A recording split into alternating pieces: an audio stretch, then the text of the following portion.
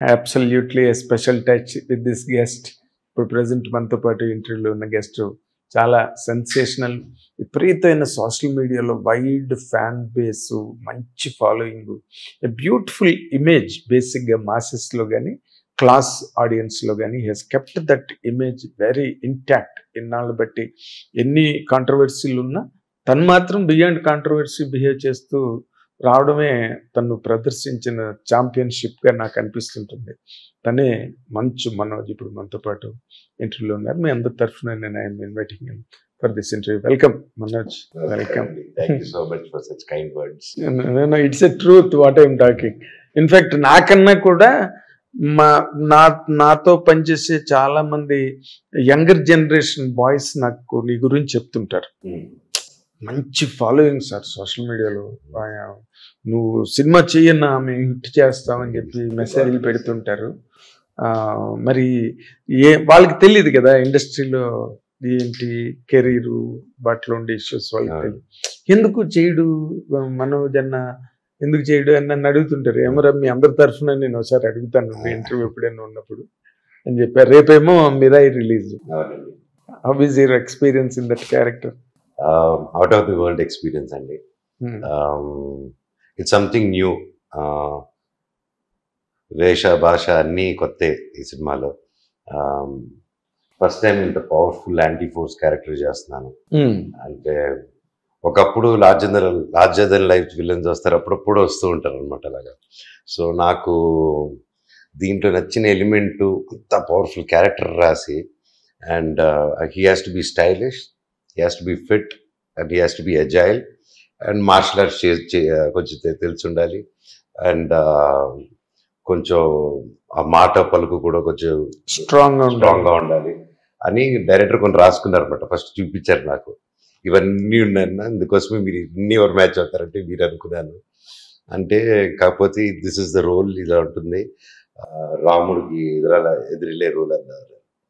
ఇప్పుడు నేను రాముడికి ఎదిరిల్లే రోలు అంటే లైక్ రాముడు అంటే రావణాసుడు, మోడర్న్ రావణాసుడు లాగా. అండ్ మీది ఒక మోడర్న్ రావణ అనుకోండి. ఒక 9 పుస్తకాలు వచ్చేస్తే మీరు ఒక 10 జల్లాలు రావణుడంత పవర్ఫుల్ అయిపోతారు మీరు. సో మీకు ఆ బుక్స్ అందకుండా చూడడమే సినిమా అంతా అనేసి చెప్పంగానే నాకు రియల్గా I was very happy. And అంత విజనరీ, అంత ఒక స్పాను, పెద్ద కథ అండి ఇది. అంత it's not easy to tell. నేను చెప్పాను డైరెక్టర్ గారు, మీరు అనుకున్న బడ్జెట్లో ఎలా అంటే నేను ఇది దిస్ ఇస్ వాట్ చేసేద్దాం అన్న దేవుడు ఉన్నాడు, ఇంత బ్రహ్మాండ అన్నదా, సరే డన్ వెళ్దాం అని. ఇంకా అలా ఇంకా తెలిసిందే అందరికి హౌ ఇట్ హ్యాపెన్. ఎగ్జాక్ట్లీ. ఈ అంటే హనుమాన్ తర్వాత తేజ సజ్జా సినిమా ఇది.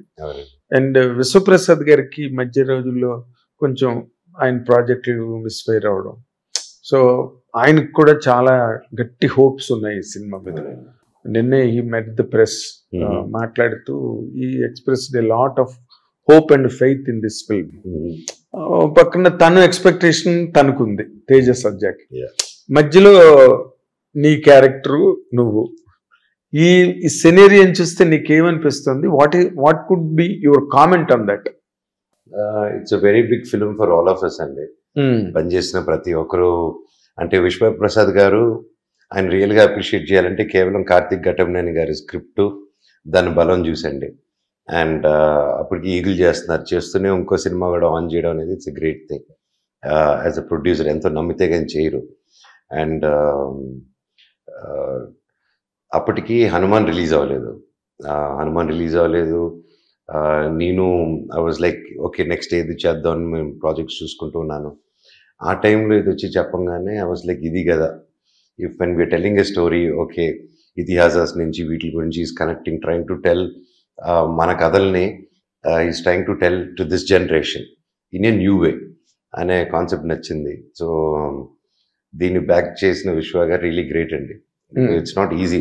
ఒక 3 years పాటు, అండ్ ఒక లైక్ మీరు అన్నట్టు ఒక ప్రొడక్షన్ కంపెనీ కానీ, హీరో కానీ, డైరెక్టర్ కానీ, any field in this cinema అనే వరల్డ్లో there be ups, there be downs అండి.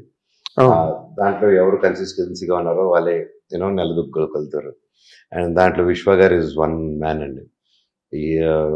ఎన్నైనా రానివ్వండి, దట్స్ వాట్ హిస్టరీ సేస్. ఎంత పెద్ద ప్రొడక్షన్ కంపెనీస్ అయినా there will be a downfall, there will be an uprise. Yes. That's all. So I think Mirai will be a great film for all of us. Vishwa gariki, Teja gariki, Naku, and thanks to director garu again. ఓకే. And especially technicians and music director Gauri garu aithe ఏ సినిమా ఒప్పుకోకుండా ఈ సినిమాని ఎలాగ, ఎందుకంటే it's very complicated అండి. సినిమాలో ది మోస్ట్ ఒక బెస్ట్ పోర్షన్స్ ఏదంటే నా మహాబీర్ లామా పోర్షన్స్ చెతికేసాడు.